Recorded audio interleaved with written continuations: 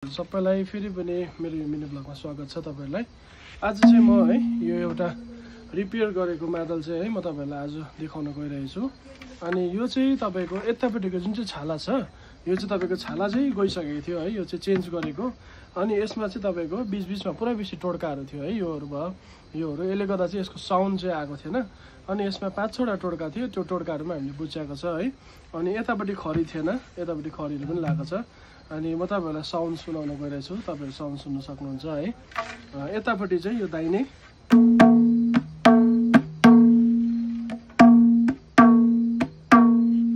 है, अब यो देब्रे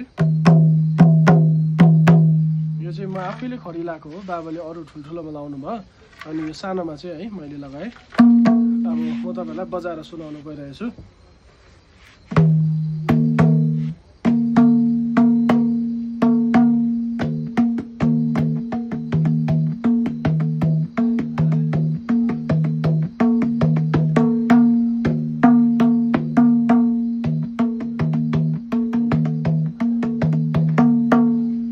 यतिको साउन्ड चाहिँ है यसमा आइसकेको छ रिपेयर गरेर है।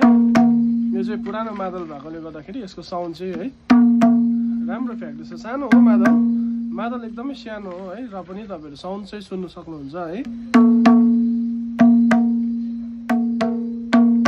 अगर तपाईहरुको पनि यस्तो है मादलहरु रिपेयर गर्नु छ भने तपाईहरु है मसँग मेसेज गरेर तपाईहरुले रिपेयर गराउन सक्नुहुन्छ।